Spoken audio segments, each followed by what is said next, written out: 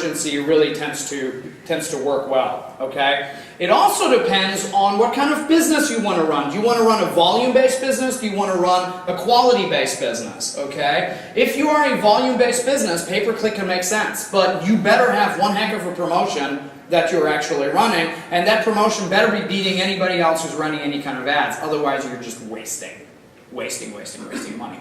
Here's something to be said about the ads, okay? If you have an ad, right, that you're running, and let's say your budget is, I don't know, 50 bucks a day, and you're spending the 50, but you're not getting any leads, you don't have a marketing problem, you have a sales problem, right? Understand that. Because the demand is there, it has been shown, okay? And so you need to go back and you need to look at your landing page, you need to look at your website to kind of determine whether it makes sense. Pay-per-click is a great test marketing tool. You want to go in a new market, you want to try a new product before you spend money on, pouring it into SEO or anything along those lines, run it on pay-per-click for a couple of weeks. You will get business, okay? Don't misunderstand me. You will get business off pay-per-click, but the consumer will be different, okay? The consumer for pay-per-click is much more price conscious, okay? They are lower on the totem pole, okay? All right? They're the same guys that will go to page 2 because they're comparison shopping like crazy. If they're comparison shopping, they don't care if you're in the ads or not. So a little bit of it also has to do with how do you want to market the business. Are you okay with some of those guys? Then great, okay? Do you just want to go quality? Then stay organic, all right? Do you want to run a mixture, or do you want to just go pay-per-click? You can just go pay-per-click. It just depends on how you want to do it. When people hire us, we start everything with an interview, and we look at it and we say, okay, we are going to develop a 12-month battle plan, and some of our first questions are, what are your margins? What is your cost of acquisition of a particular lead? Okay? Because we want to know that. Why? Because very quickly we're going to be able to tell you, yeah, pay-per-click makes sense, or heck no. And don't do it. All right? Very, very quickly. Because again, what did I say at the very beginning, right? Rule number 1, make money. It's just a numbers game. Okay? You shouldn't care where you are so much as to how am I going to get the most ROI for my money. If it's in the ads, great. If not, it's okay. Our best performing customers are in the ads, they're in the local pack, and they're in the organic. Why? Because their brand shows up 3 times. Okay? Once we have customers there, you know what we do? We build a second website and we start taking others out. We have search engine results pages that are literally almost owned by our entire customers.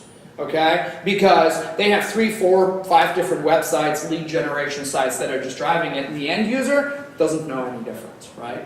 So there's a lot of opportunity to be had here. Okay. Is Google cool with that? Is Google cool with that? So is Google? No, Google is very uncool. I hate Google. There is nothing against a single person owning multiple websites. There are no, look, what's the worst that's going to happen? The Google police is going to knock on your door? I mean, you can own as many websites as you want. There are some rules you should abide by. You shouldn't have the same brand on 2 websites. It cannot be in the same location. It cannot be the same phone number. So there's definitely some things you have to adhere to and abide by. But if you're playing within that box, oh, absolutely, knock yourself out. There are industries that have just completely taken that over and embraced that particular concept. So yes, if you play within the realm of reason, and by the way, it goes actually back to link building and everything. Have you guys heard of like white hat, gray hat, and black hat? You guys ever heard of that? So white hat is like you're doing everything exactly Google wants you to, and then gray hat is like, and black hat is like, oh my God, no. Okay. Well, it's kind of like, when you drove here, right? Okay. Tell the truth now. Who drove the speed limit? Okay. What? All right. You're a white hat person. Okay. All right. Just speed to go maybe, it's generally acceptable to go like 10 miles over before you worry about getting pulled over. Okay. Who did that? All right. Okay. All right. Okay, cool. So that's gray hat. Okay? Anybody pass anyone in the emergency lane? Like, you know? No? Okay, that'd be black hat. Don't do that. Okay. But the point of it is, we're big believers in pushing the envelope. Here's the beauty. If you reverse engineer, you know if your competition is pushing the envelope and if they're getting away with it. Right? So just reverse engineer again, right? So kind of don't worry so much about is Google cool with that or what are the exact conversions. Kind of figure it out whether it works with your own ROI and then just kind of apply that. Okay, that was a tangent. All right, let's get back to this. Step 2 on your worksheets, if you guys flip them over, is the pay-per-click section. Essentially, what you guys are going to do for what you did on the organic is you're also going to look at the pay-per-click ads. Okay? So for every single search term result, you're going to look at what ads are showing up, and you're going to write them down. Because guess what? There's a pattern. And chances are the ads that show up a lot are working. Alright? So go and actually put them up there, track them. Alright? If you want to get all exotic, you can use SEMrush. We've got some software programs that go way beyond that. I can tell you guys how much your competition is actually spending on marketing. Okay? I can tell you how many clicks they've gotten. I can tell you what the user behavior is after somebody has clicked the ad. Meaning, did they go? What happened once they went to the website? Did it actually convert into a lead? There's all sorts of awesome metrics that we have developed with our particular system. But for you guys, if you want to run this yourself on your worksheet, just track the ads. Because 9 times out of 10, that's good enough. Okay? All right. So in the ads, you're actually gonna put some. You guys have an example, but you're gonna go ahead and put the search term in, right? So you've got your 5 columns again. Put the search term across the top. Then you're gonna go and write down who the ad is for, what the domain name is, okay, and then information on that ad. The information on the ad, the call to action, that's very, very important. You want to make sure that you're using that same call to action, okay? And then if you're going to play in this realm, you got to make sure that whatever you guys are coming to the table with, right, you got a bigger stick than they do, okay? You got to hit harder. You have to be willing to put whatever promotion on the table that is going to go ahead and beat them. Otherwise, you're not going to succeed. And you're going to get clicks on the ads, but they're not going to convert into leads. Okay? All right. Any questions about that? No? Okay. All right. Now, let's talk about competitor analysis. Okay? And we're going to be talking about that next sheet. That's so you guys have 2 pay-per-click sheets, just so you guys have a little more room. And then we have a sheet where we're going to talk about competitor analysis. Okay. So earlier we talked about these signals. Okay. By the way, can somebody tell me what the time is? I want to make sure. 9 o'clock. 9 o'clock right now. Okay, cool. All right. No, 10 minutes to 10. All right, lock the door. The next guy's not coming in. Okay. These particular signals are going to drive what is going to matter to you guys. Okay. And on your last sheet that you guys have there, okay, the signals that I have listed here, these content signals, HTML signals and so forth, they're the same ones that are right here. Okay? So they relate to one another.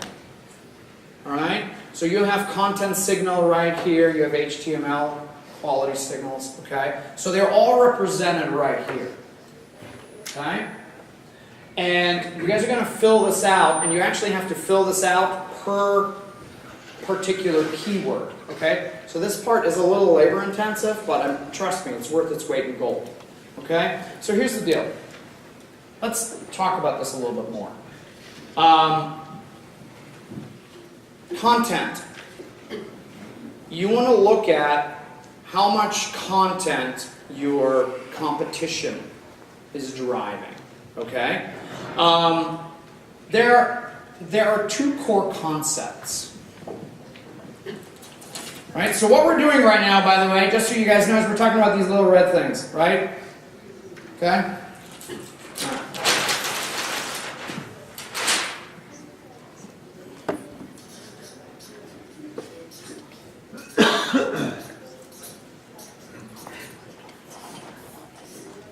There are two things at the heart of the matter that drive Google. Relevance and authority.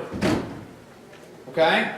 Is your website relevant to the search term a user plugged in? Is it relevant? Okay? That's the content signal. Okay? Does it have authority in its industry? That's the link signal. Alright?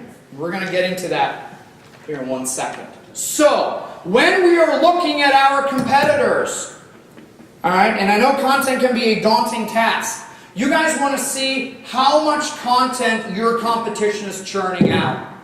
If you want to play in this game, you got to be able to match it and beat it a little bit. Okay? So, freshness is a particular signal on content.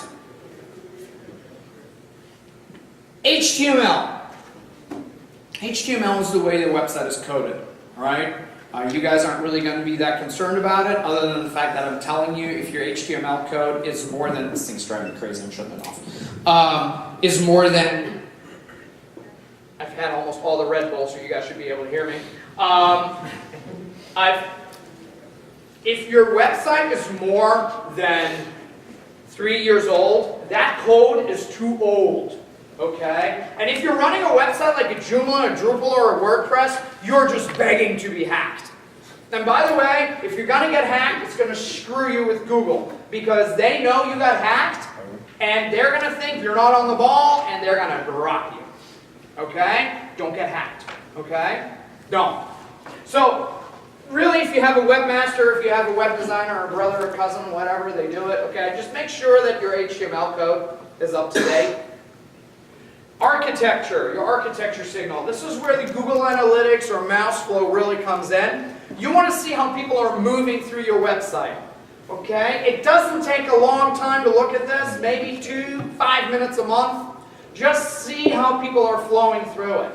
Mouse flow is a really cool tool because it literally screen captures everything, so if you feel like geeking out, you can go ahead and literally watch people with their cursors move through your website. It's like an instant replay, okay? And you can kind of see where they're trying to click, what are they doing, so on and so forth. And very, very quickly, you can fine-tune things and really pick up your conversions, all right? You don't want to do SEO, you think it's still a crapshoot, that's cool, but if you have your website, why don't you optimize it and try to get as much out of it as possible, okay? Mouse flow is kind of like bolting a turbocharger onto the engine. You're really able to very easily fine-tune things to make conversions go up with the existing traffic that you have. So architecture is huge, all right? The other thing that we actually have listed there is the page speed, okay? You want on mobile devices,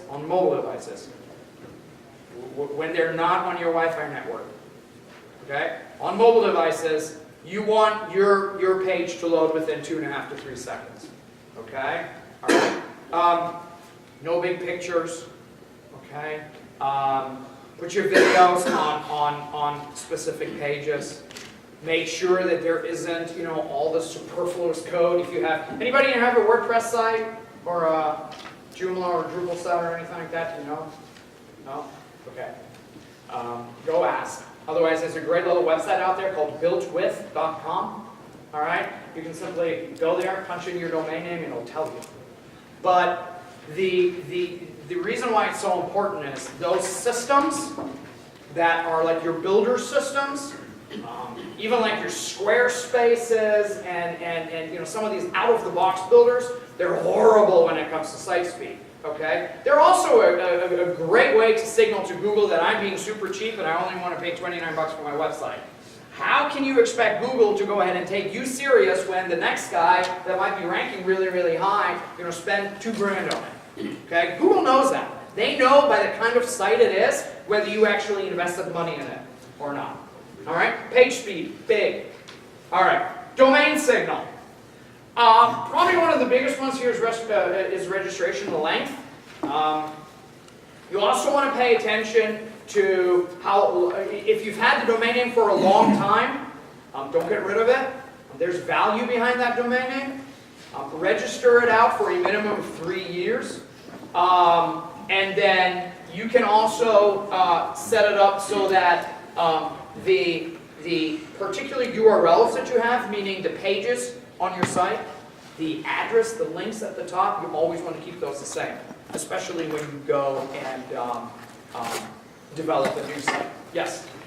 So you're talking about registration, like I have multiple websites and they're on GoDaddy. Okay? And I've just got them set up for an annual renewal. You're saying no to a 10-year renewal. Correct.